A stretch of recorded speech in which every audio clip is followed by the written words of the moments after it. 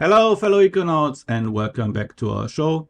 I'm here with my brother Ben, the Rocket Man, and today we are talking about the moon. Hey Ben, how are you? Hey Simon, hi fellow Econauts. Simon, how are you? I'm I'm really well, thank you very much, and I'm very excited, as you can already tell, because we are talking about the moon, and that has for two reasons. Number one, because of the project that is bringing us back to the moon. Well, not you and I. Well, we are not going, but humankind is going back to the moon, and we are actually building a base there. That's pretty exciting. And number two, because of the TED Talk that is coming up, where you are talking about the moon at TEDx. Yes, well, I personally will not talk about the moon, but the TEDx talk in Kings Park on the 24th of November has the topic the moon because of Artemis in honor. We will have a rising full moon behind the speakers, which is pretty cool, I think. And I personally will talk about where and why to build spaceports. Well, that's basically our first episode. That's Yeah, it's exactly. yeah, it's fantastic. Um, well, maybe you can tell us what is actually considered to be a moon. I don't know the complete exact definition for what is a moon, but what I can say is that a moon is a natural satellite around planets, and we have about what do you think? How many moons do we have in our solar system? Well, I would say like 158.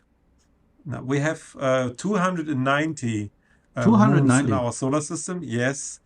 So many of our planets have multiple moons. Mars, for example, has two. We have one.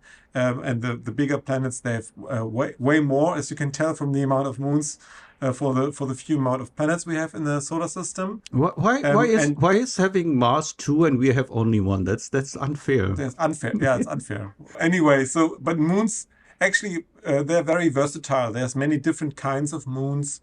Some of them are very circular shaped, spherical shaped. Some of them are not. We have moons which have. There's a few moons with atmosphere even. There's quite large moons like Titan. There's different name routes for the moons to be named. Some planets, their moons get their names from Shakespeare books, and some get their names from mythical creatures from Vikings and so on. So but that's more how we name them. But yeah, so as I said, some moons have lakes, some moons have water, some moons have fluid methane and ethane, and so on. There's many different moons. Our moon obviously is special to us, has captured our attention for many centuries because I mean it's obvious we can see it from in the night sky, and Once in a while, there's so at many least, yeah. once. And it's waning, and it's sometimes there's no moon and so on. That's so very interesting, I think, for people and for humans to sort of think of it. And It our is moon, also sorry if I interrupted, but yeah, it is also that the moon obviously has an influence on the weather here on Earth, right? And yeah, that's something exactly, that humans have discovered already like centuries ago. absolutely, Yeah, yes. That and also, I mean, as we know, the movement of water on Earth, aka the tides, yeah. is also caused by the moon. I think that's high school knowledge, and many people know this anyway.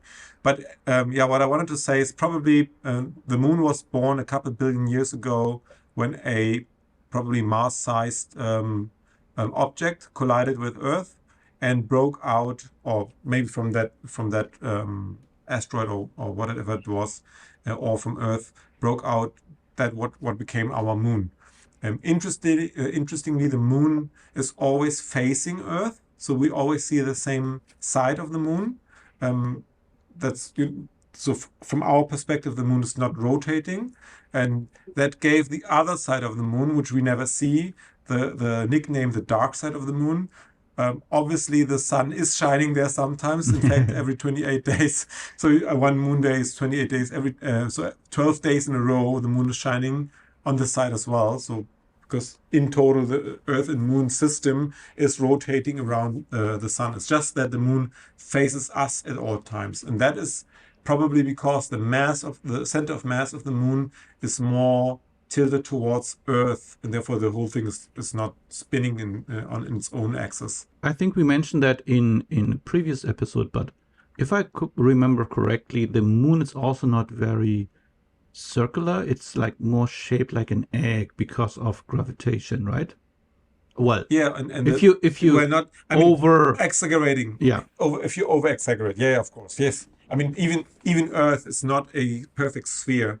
Earth is a what is a there's a specific name which I can't remember. Spheroid. I think it's a pear-shaped spheroid or something like that. Is the name for it.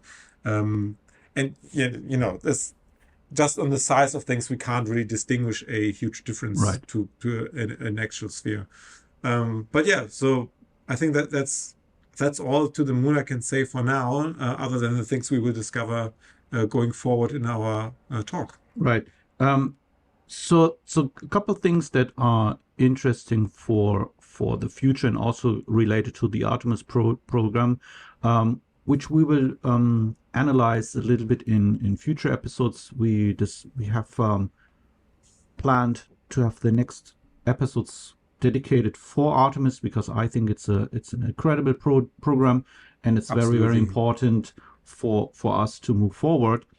So what are the challenges getting to the moon and what is the significance for actually getting us onto the moon? Obviously, humankind has been on the moon. However, since the last time we have been to the moon, that's 50 years ago, I think it's a little bit more. So we haven't been there for a long time. And we have sort of a little bit forgotten the trade, how to get there, the art to get there. And that's why Artemis has to do all these test flights first. We need to regain a lot of the knowledge and a lot of, it's not that we have forgotten everything. It's just, the technology has obviously, advanced since the 50s in the last century. And yet they got it last in the last century, right? With the Apollo mission, they got there a couple of times. And yeah, we have to sort of regain that ability. It's Currently on the it's moon probably something that's like we experience as individuals as well. If we haven't ridden a bike for a while, the first time back on the saddle, it's kind of, Yeah, exactly. and then it's you don't really forget it. You you don't really forget forget it, but yeah, you feel exactly. uncomfortable and you have to Yeah. do. I understand.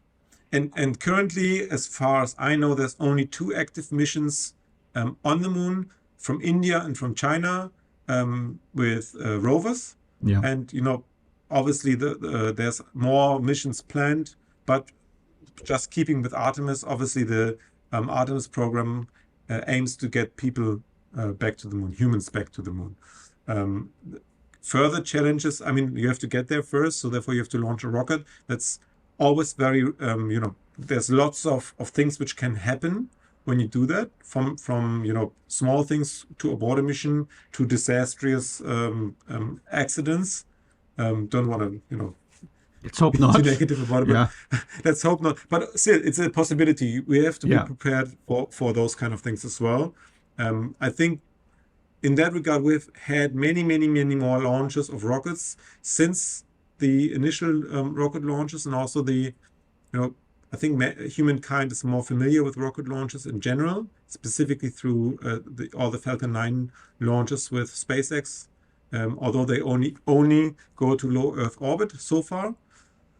But yeah, then we have to get there first. That's obviously a huge problem, because that means people have to travel a couple of like days before they arrive. I think it's 36 hours from the top of my head. Then we have to attempt a landing, and this is actually the next crucial thing. The moon has no atmosphere, and that's actually a problem, because atmosphere helps you. Atmosphere can be any gas in the which is sort of attracted to the gravity of that celestial body, like our air. Atmosphere means friction, and friction means you can Slow decelerate. down. Yeah. Slow down, exactly. So we don't have that. So therefore, you have to do this with other means, other control mechanisms with nozzles and so on. And also, the moon surface we don't know so much about the moon surface. So we have mapped a lot, but it's still quite unexplored. There's actually that will also be a topic in the TEDx talk from one of my fellow speakers at the event. And also, the moon's surface can be very soft. The regolith is actually, is very dusty and sometimes very deep as well. So it's like jumping in a ball of feathers. So it's not something where you land on. It would just sort of, and then you have to find the solid ground. So you have to find the perfect location to ball of land on as feathers, well. where the feathers are actually little pieces of glass, right? Yeah, like very, very tiny, not glass, but glass-like. But yeah, Yeah. you get the point actually quite well. The next problem on the moon also, and this occurs when we land, but also while people then are doing something there or rovers, the moon's surface is actually electrostatically charged, which means when there's something flying around, not even if there's nothing disturbed, there's always dust flying around from the electrostatic charges, and also sticks to any surface. So if you have any exposed parts from a rover, and obviously the whole hull is exposed, and if there's any moving parts with friction against each other, when the dust comes in between that, because the dust is very fine, it can creep in very, very narrow spaces. It is very abrasive, meaning it destroys over time barrels and bearings and so on. So then that begs the question: why are we doing that in the first place? Yeah. What is the significance? What are the benefits of actually building a base on the moon? So maybe you can let us know about that a little bit. I think there's three stages to the answer. The first one is, we are very interested in the moon because it's our closest celestial body.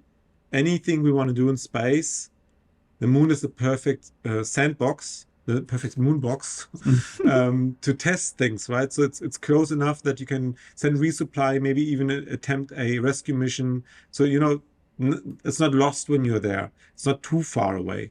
So this sort of point number one, and then obviously attached to that research and so on.